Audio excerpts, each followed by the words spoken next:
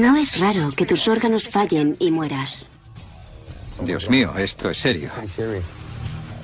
Exhumar un cadáver es una gran intrusión, y durante todo ese tiempo esperábamos estar haciendo lo correcto.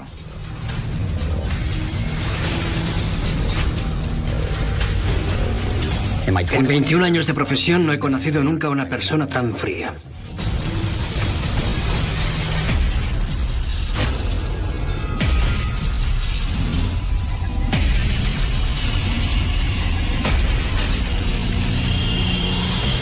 Informe criminal. La viuda afligida. En agosto de 2005, los agentes del departamento del sheriff de Onondaga, en Siracusa, Nueva York, acuden al domicilio de los Castor en la ciudad vecina de Clay. Stacy Castor está preocupada por su marido, David, que el día anterior se encerró en su cuarto durante una borrachera.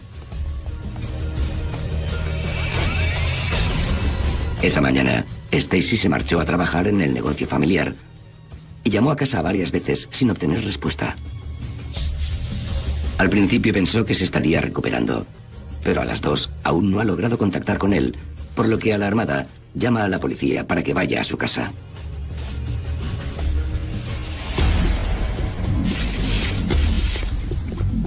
Yo era el detective encargado del caso Castor, y cuando los agentes llegaron, después de la llamada al 911, se encontraron con Stacy Castor fuera de casa.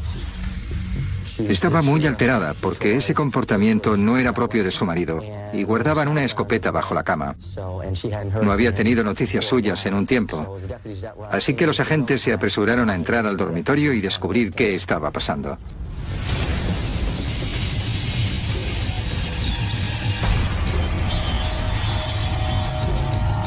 En la habitación estaba David Castor tumbado sobre la cama. Junto a ella había una mesilla de noche con 2 vasos. Uno de ellos estaba muy limpio, impoluto, medio lleno de lo que parecía anticongelante. El otro tenía algún tipo de residuo marrón en el fondo. Estaba sucio y manchado, como si hubiera bebido de él alguien que sudaba o que había vomitado. No muy lejos encontramos un bidón de anticongelante, una botella de brandy de albaricoque y una botella de zumo de arándanos. Hay gente que se suicida con anticongelante. Sé que suena un poco ridículo, pero es así. Provoca que el cuerpo pierda el control. Es muy doloroso y lleva bastante tiempo. Pero puede que David Castor haya acelerado el proceso. Cerca del cadáver, los investigadores encuentran un bote vacío de calmantes marca Ambien. Parece que es un caso cerrado. ¿O no lo es? Para nosotros es cuestión de rutina responder a los avisos de muerte no natural, como los suicidios, y recoger todas las pruebas posibles cuando llegamos. Hablamos con cualquier testigo que pueda ayudarnos a descubrir qué es lo que ha ocurrido.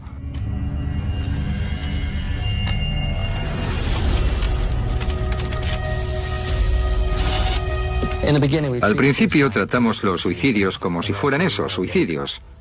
Pero nos mantenemos alerta para asegurarnos de que eso es lo que son, de que eso es lo que ha pasado en realidad. La policía interroga a una Stacy casi catatónica, buscando información sobre el estado mental de su marido.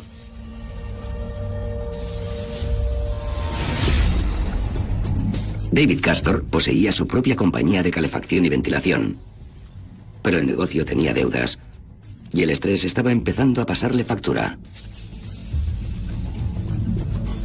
Y entonces, para mayor desgracia, el padre de David murió. El padre de David, Philip Castor, vino para ayudarle a recobrarse de sus incipientes pérdidas.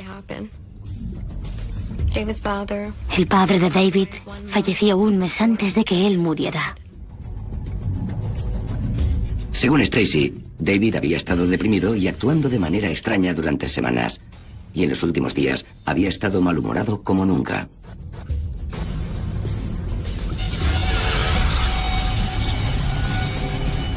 La idea era celebrar su aniversario. Acabaron peleándose por las niñas. No son de David, sino de Stacy. David no tenía una relación muy estrecha con ellas y estaban discutiendo sobre esa relación.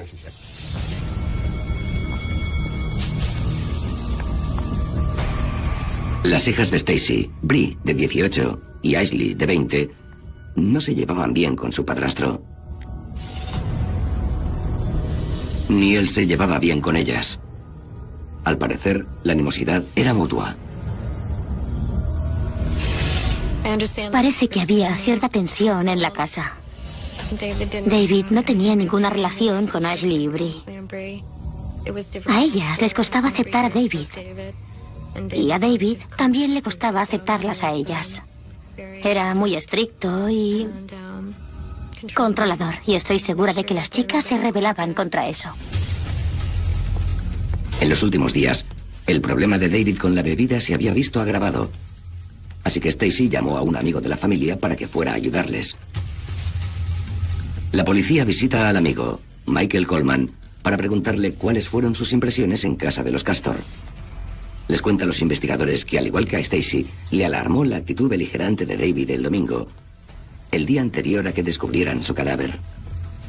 Se enfada, agarra una botella y se encierra en el dormitorio. Quiere que todos le dejen en paz y empieza a beber mucho. Han descrito su estado durante esos días como borracho hasta el límite, es decir, perturbado, cayéndose, murmurando. Tienes que beber una gran cantidad de alcohol para llegar a ese extremo.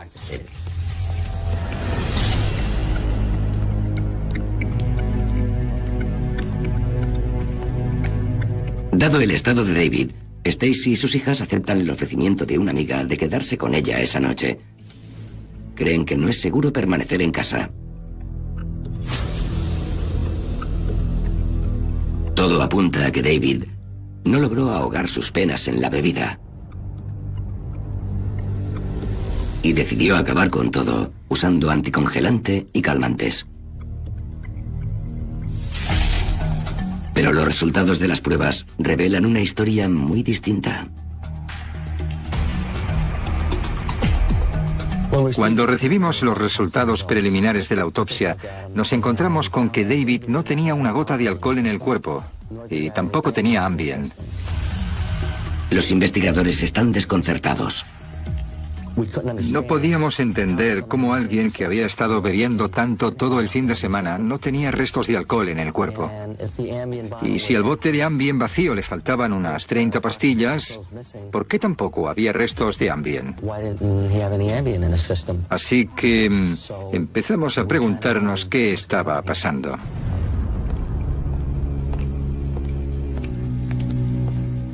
Es la primera de las muchas dudas a las que se enfrentan los detectives mientras resuelven uno de los casos más extraños de sus carreras. Es hora de tratar de desentrañar los misterios de esta muerte. Entre las pruebas que recogimos en la casa, buscamos en el cubo de la basura de la cocina, no había nada de particular. Dentro del cubo había una pipeta para salsas, limpia, en buen estado, prácticamente nueva. Parecía que nadie había cocinado con ella nunca. Los investigadores perciben olor a etilenglicol, el principal ingrediente del anticongelante, y la analizan. El examen reveló la presencia de ADN de David Castor en la punta de la pipeta, así como de una sustancia llamada etilenglicol, un ingrediente común del anticongelante, pero no había ni una huella dactilar. No tenía mucho sentido que David hubiera salido del cuarto y se hubiera dirigido hasta la cocina para tirar la pipeta a la basura y limpiar sus huellas. ¿Hay alguien tratando de ocultar un secreto en casa de los Castor?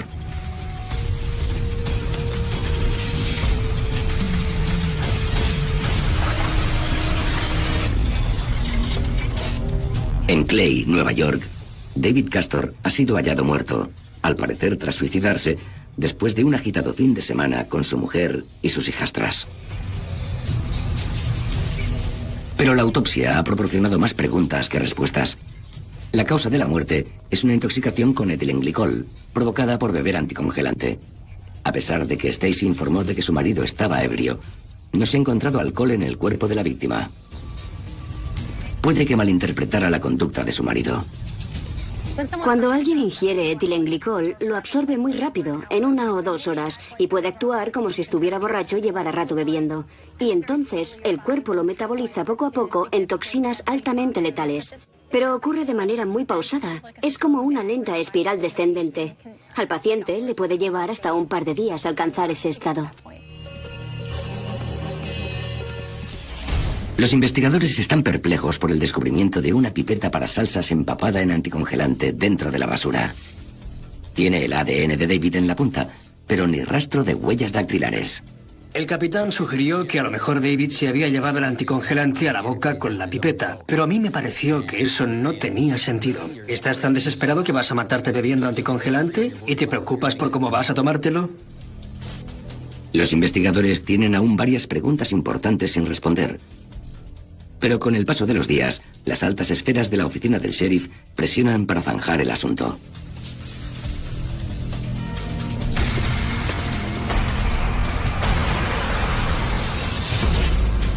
El detective Spinelli me dijo que el capitán quería que cerráramos el caso. Pero él no se sentía cómodo cerrándolo como un suicidio. Así que fui a hablar con el capitán al respecto y me respondió que si el examen médico determinaba que era un suicidio, no había vuelta de hoja. Pero los detectives no son los únicos convencidos de que hay gato encerrado. Aunque entiendo que había conflictos en la familia, David nunca se habría suicidado. Jamás, por ningún motivo. Amaba la vida y estar vivo. Trabajaba duro por todo aquello que le proporcionaba bienestar. Fuimos a hablar con los amigos de la familia. Nadie nos pudo decir que pudiera ser un suicida o que hubiese mostrado antes esas tendencias.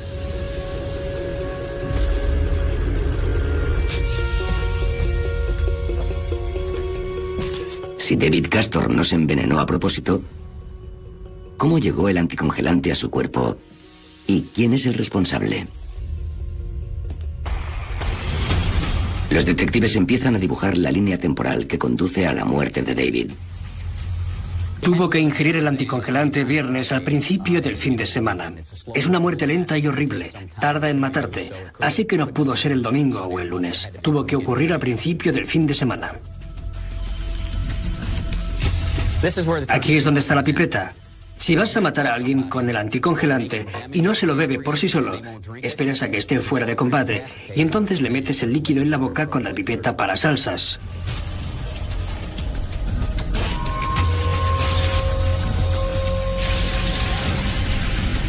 Uno mantiene la mente abierta respecto a lo que pudo pasar con David, sobre quién pudo asesinarle, y naturalmente pudo haber sido su mujer, Stacy. Podrían haber sido las hijastras que también estaban allí. Te fijas en quién tenía acceso a David, quién estaba más cerca de él y quién estuvo con él durante todo ese tiempo. La policía investiga al círculo íntimo de amigos y familiares para descubrir a quién le beneficiaría más su muerte. Comienzan con una visita a su exmujer y su hijo. Cuando David y yo estábamos casados, los dos queríamos que todo por lo que habíamos trabajado tanto fuera para nuestro hijo David Jr. Para asegurarnos de que así sería, David acudió a un abogado y redactó un testamento. Estaba firmado ante notario, de manera muy profesional. Aunque en el pasado estaban muy unidos, la policía descubre que la relación entre padre e hijo se ha enfriado en los últimos años.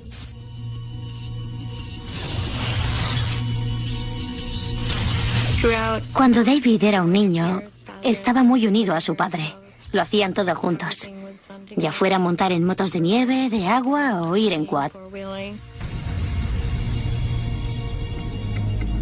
La relación entre David y su hijo cambió un poco después de que nos separáramos. Los dos sentían emociones muy fuertes, cada uno a su manera.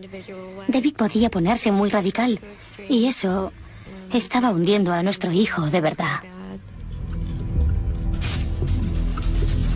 Para la policía, está claro que David tenía una relación complicada con todos sus hijos. Pero, ¿puede ser este un móvil para el asesinato? Empezamos a analizar la escena desde varias posibilidades. ¿Era un montaje? ¿Podía haberla preparado alguien? y con eso las pruebas empezaron a aparecer. Los resultados del análisis del vaso vacío, el de los restos marrones, indicaron que estaba repleto de huellas de David y tenía su ADN en el borde. El vaso con el anticongelante también contiene el ADN de David en el borde, pero extrañamente sus huellas no aparecen por ningún sitio. Si bebió anticongelante de ese vaso y por eso murió, ¿por qué no aparece una sola huella dactilar?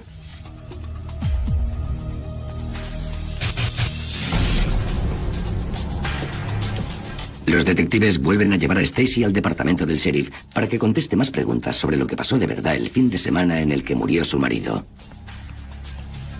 Otra cuestión a la que nos enfrentábamos era la botella de brandy de albaricoque que David tenía en la habitación. Cuando los resultados llegaron, descubrimos que solo contenía huellas de Stacy. Las huellas de David no estaban en la botella. Pero según Stacy, estuvo borracho todo el fin de semana, bebiendo alcohol. Y si David cogió la botella, se la llevó al dormitorio y se bebió el brandy de albaricoque, ¿por qué no tenía sus huellas? Cuando interrogué a Stacy, le pregunté por esa botella de brandy. Le pregunté si la había tocado alguna vez, si se la había llevado a David, si le había servido el brandy a él o a otra persona. Y ella respondió que no a todo. Dice que en algún momento del fin de semana le sirvió a David zumo de arándanos, pero nunca brandy. Su historia no tiene sentido.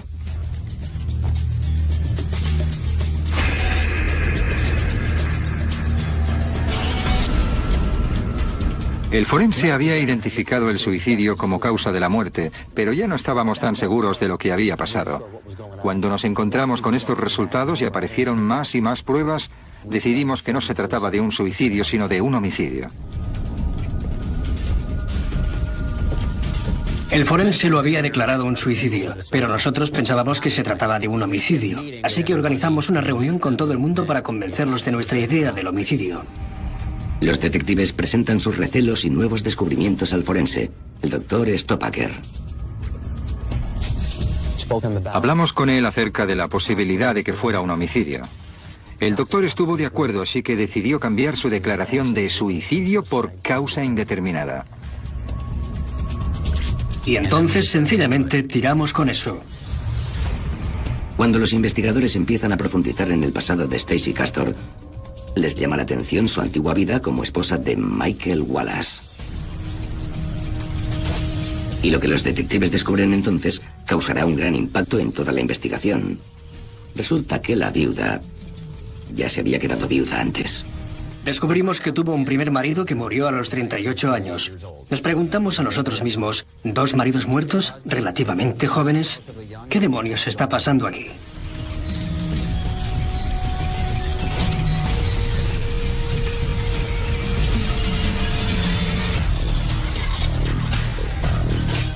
En Clay, Nueva York, la investigación del falso suicidio de David Castor da un giro inesperado cuando la policía descubre que el primer marido de Stacy, Michael, también murió en extrañas circunstancias.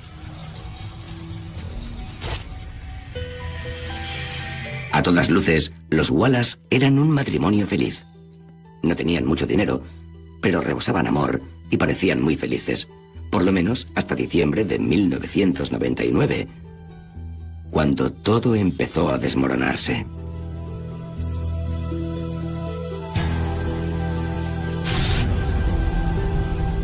Michael, que solía ser una persona alegre, no se había encontrado bien durante semanas. Su familia le animó a ir al médico, pero se negó. 2 semanas después, murió. Fuimos al condado de Cayuga y hablamos con las autoridades. En ese condado fue donde Mike Wallace murió. Descubrimos que la semana anterior a su fallecimiento presentaba síntomas gripales.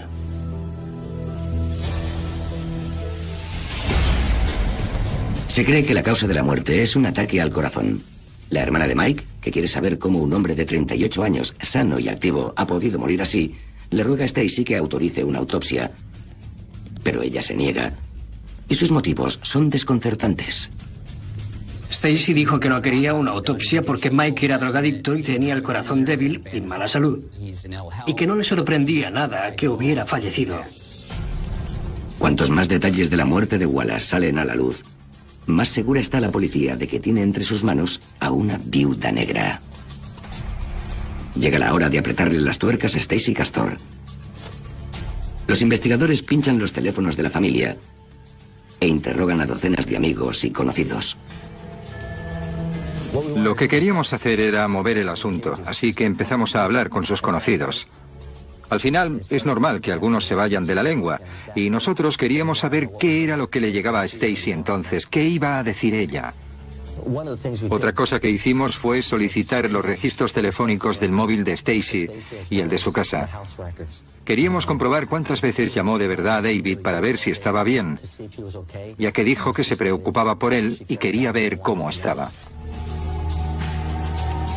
A pesar de que Stacy declaró que había llamado a David varias veces esa mañana, los registros solicitados por la policía revelan que solo lo hizo una vez, 30 minutos antes de llamar al 911.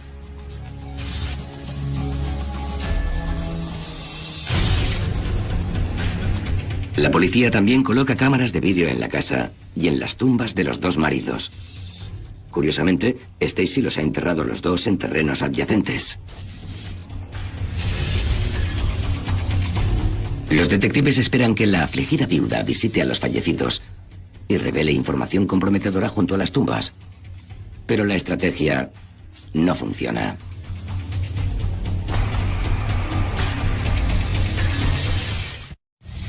Ahora toca descubrir si Michael Wallace tiene algo que añadir. Basándonos en todo lo que había aparecido en el caso y en las pruebas presentadas en la oficina del forense, después de hablar con él, creímos que teníamos motivos sólidos para tratar de exhumar el cadáver del primer marido de Stacy. Conseguimos una orden del juzgado para acceder a los registros médicos de Mike. Cuando llegaron, lo peor que había tenido era una hernia.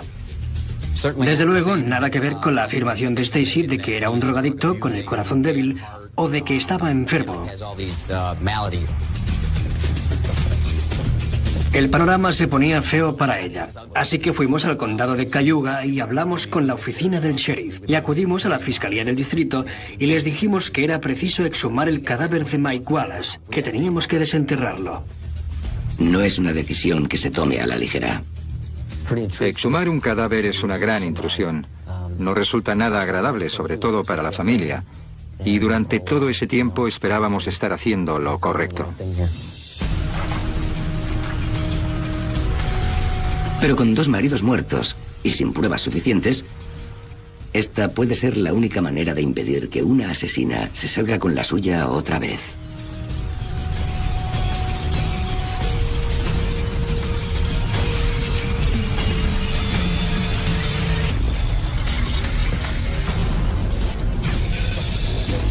Los detectives de Clay, Nueva York, intentan desentrañar un extraño y mortal misterio.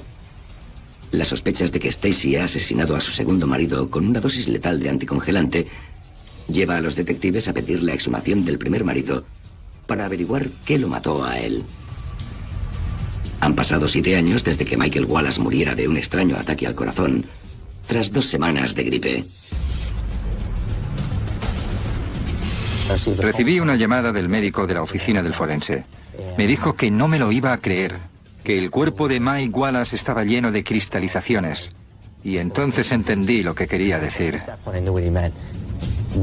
El ingrediente principal del anticongelante es el etilenglicol. Eso es lo que provoca el daño y te mata. Ahora teníamos 2 personas muertas por envenenamiento con etilenglicol, mejor dicho, con anticongelante. Y yo soy de los que cree que un rayo no cae 2 veces en el mismo sitio. Cuando los resultados demostraron que el primer marido había muerto envenenado con anticongelante, después de saber que el segundo también, nos preguntamos qué posibilidades había de que 2 tipos casados con la misma mujer se quitaran la vida los 2 con anticongelante. Habíamos dado en el clavo. Ahora toca interrogar a una potencial testigo de gran importancia. La hija de Stacy, Ashley, que estudia durante la semana en una universidad cercana. 2 de nuestros detectives interrogaron a Ashley en la universidad en la que estudiaba. El propósito era hablar con ella sobre la exhumación de los restos de su padre y sobre el interrogatorio que se le hizo a su madre. Nos encontramos con poca cooperación por su parte, ni siquiera quería verles.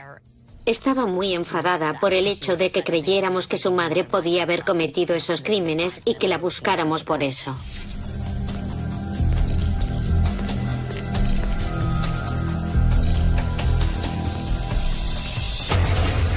Antes de que Ashley tenga tiempo de discutir la exhumación con su madre, los detectives fingen una visita rutinaria para pasar por casa de los Castor. Y le preguntan a Stacy si podría acudir a la comisaría para aclarar unas últimas preguntas. Cuando hablamos con Stacy, se sorprendió mucho de vernos. No podía entender por qué seguíamos investigando un suicidio. Nos dijo que había visto el informe del forense y que no había razón para que el caso siguiera abierto, y no entendía por qué tenía que ir a la oficina a hablarnos de ello. Stacy hace un comentario a la ligera que pilla desprevenidos a los detectives. Stacy había mencionado que estaba cansada de que la torturaran desde la tumba. En ese momento me pareció un comentario muy extraño y el detective Spinelli le contestó que quizá necesitara cerrar el tema. Los investigadores saben que esta entrevista puede resolver el caso o destruirlo.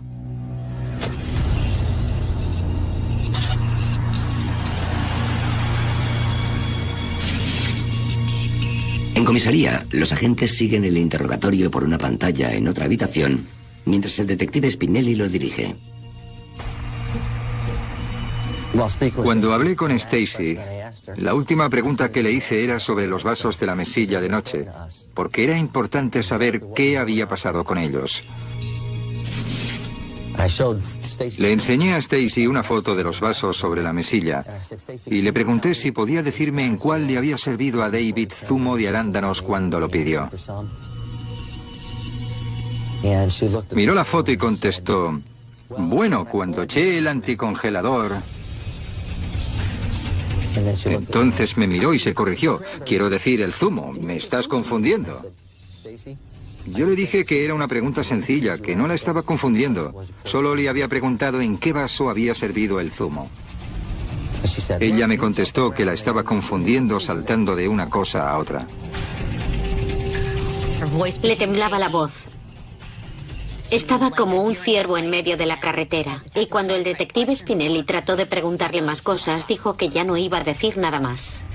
Estábamos ahí sentados oyéndola y no podíamos creerlo. ¿Había dicho anticongelador? Eso es un lapsus freudiano. Si no has matado a alguien con anticongelante, no hay motivo para que se te ocurra siquiera pensar en eso.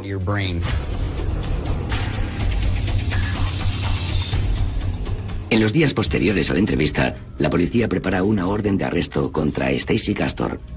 Pero antes de que puedan detenerla, reciben una sorprendente llamada que va a poner el caso patas arriba. Uno de los detectives me llamó y me dijo que no iba a creérmelo, que había un aviso de suicidio de la casa de los Castor. Al parecer, una de las hijas había tratado de suicidarse. Pensé que era una broma, que me estaba tomando el pelo.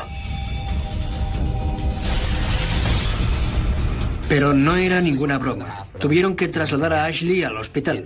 Solo decía incoherencias y no le pudo contar a nadie qué había tomado. Su ritmo cardíaco estaba por las nubes. Intentaron descubrir qué sustancia era para poder tratarla, pero todo eran suposiciones.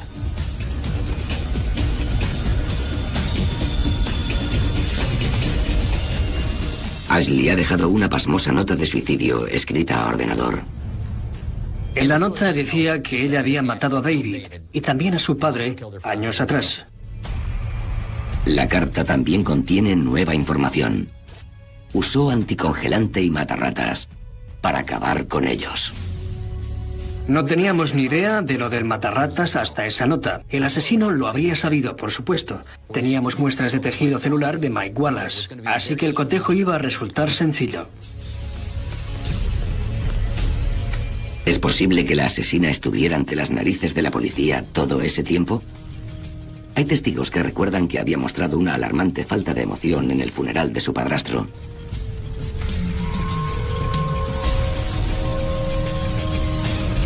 Si Ashley sale de esta, tendrá mucho que explicar. ¿Es realmente esta joven una sádica envenenadora? ¿O hay más de lo que parece a simple vista? En Clay, Nueva York, Bree Wallace ha descubierto a su hermana mayor, Ashley, al borde de la muerte mientras estaba en casa pasando el fin de semana. A su lado hay una nota de suicidio en la que se responsabiliza de los asesinatos de su padre y su padrastro. Mientras Ashley estuvo inconsciente, yo estuve junto a ella todo el tiempo.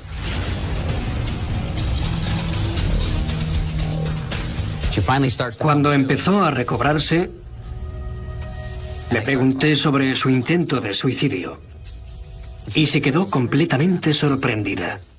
No sabía de qué le estaba hablando. Cuando fui a hablar con Ashley en el hospital, después de presentarme, en cuanto se dio cuenta de que pertenecía al cuerpo, me dijo que no había tratado de suicidarse, que nunca haría algo así porque no podría dejar sola a su hermana. Los detectives están bastante seguros de que dice la verdad.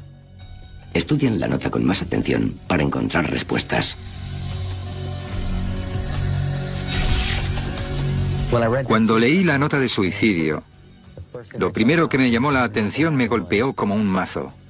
Fue el uso de la palabra anticongelador en el texto. Justo la que había usado Stacy el día de la entrevista. Congelador, no anticongelante, que es la palabra correcta.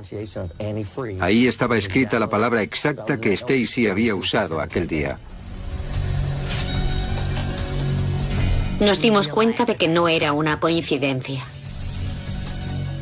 Cada vez es más evidente que Stacy Castor no se detendrá ante nada con tal de librarse de sus problemas, incluso si el precio es la vida de su propia hija. El día que llevaron a Ashley al hospital, Stacy estaba con ella. Nos dimos cuenta de que ella era la responsable del ataque que había sufrido Ashley y del asesinato de sus dos maridos. En un momento dado, Stacy quería salir del hospital y tuvimos que tomar una decisión rápidamente, así que la detuvimos.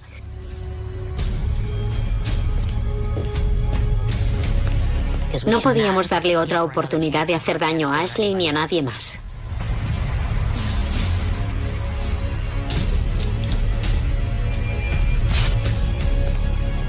Su hija estaba en el hospital. Tenía un primer marido muerto, un segundo marido muerto, y allí estaba ella, siendo acusada de asesinato sin inmutarse. No parecía importarle. Jamás, ni en 1.000.000 de años, se me habría ocurrido que intentaría hacerle daño a su propia hija. Ashley estuvo muy mal, tanto que podría haber muerto. No lo podía creer, era increíble. ¿Cómo puede una madre hacer algo así? Cuando hablé con Ashley, le dije que estábamos allí para ayudarla. Mientras hablábamos, cayó en la cuenta de que su madre, su propia madre, había tratado de matarla. Y según íbamos hablando, se dio cuenta también de que no solo había intentado matarla a ella, sino que había asesinado a su padre y a su padrastro. Cuando arrestamos a Stacy por el intento de asesinato de Ashley, estaba saliendo de la celda. Y le dije, Stacy, no hemos hablado desde entonces, pero tengo una pregunta. ¿Cómo decides ser Dios y determinas qué hija tiene que morir? ¿Cuál tienes que sacrificar? Y ella volvió la cara y le pidió al otro detective que la sacara de allí. Según Ashley, Stacy le había ofrecido un cóctel el viernes para celebrar su 21 cumpleaños. Le dijo que con la presión de la policía era posible que no fuera a estar por allí en mucho tiempo y que quería que aprovecharan el que tenían.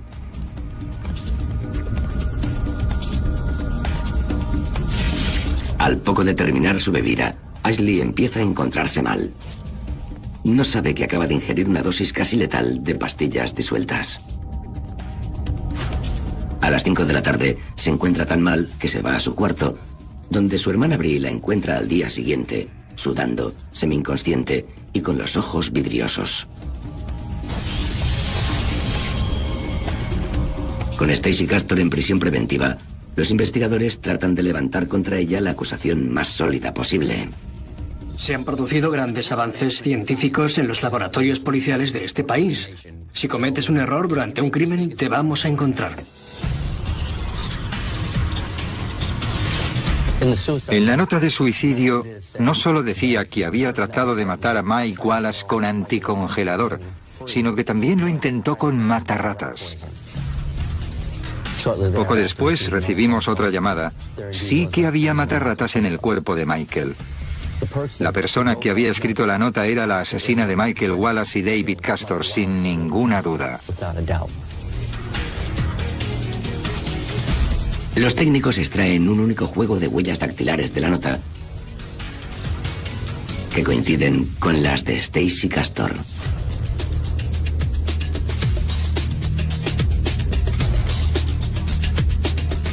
Durante el curso de la investigación, determinamos que la nota se escribió en el ordenador de la casa. Nuestros informáticos lograron extraer secciones de código con la fecha y la hora. Cotejando esos datos con las habitantes de la casa, descubrimos que Ashley estaba en clase o trabajando, Bree estaba en clase y solo Stacy estaba en casa. Había un par de borradores escritos antes de redactar la nota definitiva. Borradores que habían sido eliminados. Una investigación más detallada, escuchando las llamadas telefónicas de Stacy, demostró que a la hora en que esos documentos se estaban redactando, Stacy tecleaba en un ordenador. Se puede oír en las llamadas que tenemos porque teníamos pinchado el teléfono. Ashley no estaba en casa a esa hora. Estaba en clase.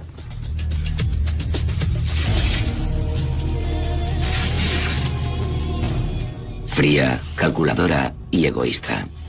Stacy Castor es una clase de monstruo a la que los investigadores no se habían enfrentado nunca. Es increíble que una madre llegue al extremo de usar a su hijo como cabeza de turco.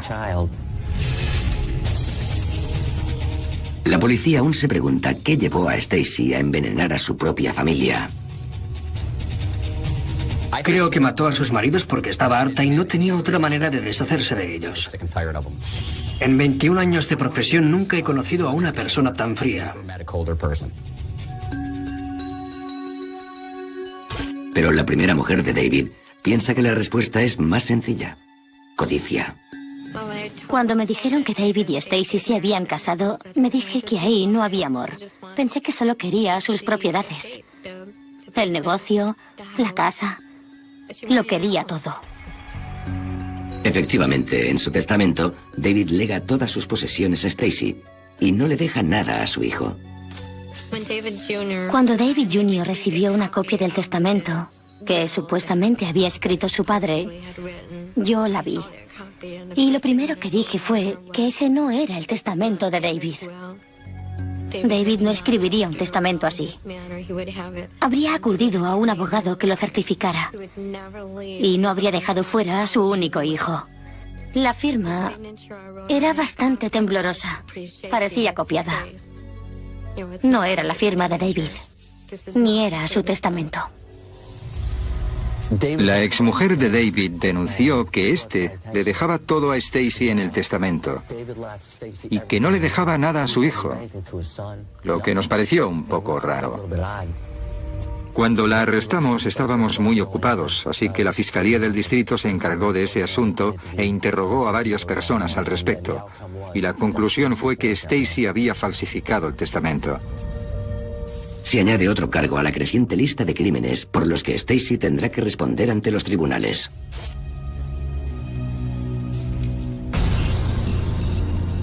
En 2009, Stacy Castor es juzgada por el asesinato en segundo grado de David Castor y el intento de asesinato en segundo grado de Ashley Wallace. No muestra ningún arrepentimiento. Tras nuestra investigación, con todas las pruebas en su contra, Stacy seguía defendiendo que Ashley había matado a su padre y a su padrastro e intentado suicidarse.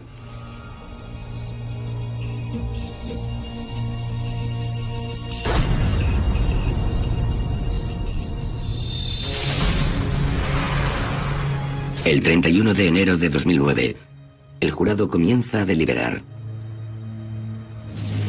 6 días después, alcanza un veredicto.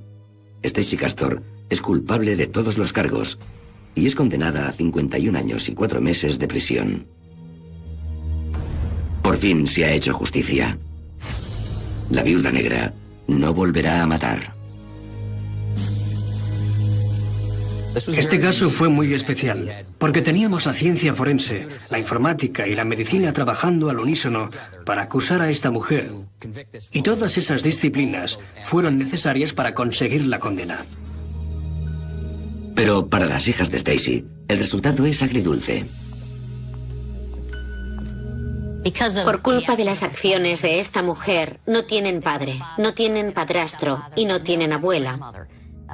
La abuela se puso de parte de Stacy en el juicio y por eso ya no tienen relación con ella. Para los detectives que trabajaron incansablemente en este caso, es un momento de reconocimiento y un recordatorio de lo cerca que estuvo Stacy de salirse con la suya. Si no hubiera sido por el sexto sentido de Spinelli, puede que lo hubiéramos cerrado como un suicidio. Si otra persona hubiera llevado el caso, podría haber pasado. Cuando te enfrentas a algo así, necesitas buena suerte y un buen trabajo policial. Necesitas que las cartas caigan del lado correcto.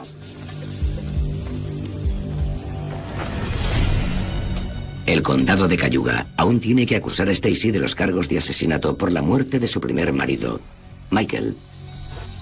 Pero familiares y amigos se consuelan con el hecho de que la asesina seguramente pasará el resto de su vida en la cárcel. Creo que Stacy Castor es uno de los seres humanos más peligrosos. Está donde debe estar. Es el tipo de persona con la que te cruzas por la calle. No resulta nada sospechosa y sin embargo no tiene corazón. Y no le importó matar a 2 maridos y tratar de deshacerse de su hija. La sentencia es más que apropiada. Debería estar de por vida en la cárcel sin derecho a condicional. No deberían dejarla salir nunca. Por su parte, el hijo de David Castor está tratando de que saquen los restos de su padre del lugar donde lo enterró Stacy. David todavía no está enterrado en un lugar apropiado. Tenemos que llevarlo a un sitio donde la familia se sienta cómoda visitándolo y pueda empezar el proceso de aceptación. Stacy está donde se merece. Le robó la vida a alguien que quería vivirla al máximo. Le arrebató un padre, un hijo, un tío, a todos los que lo amaban.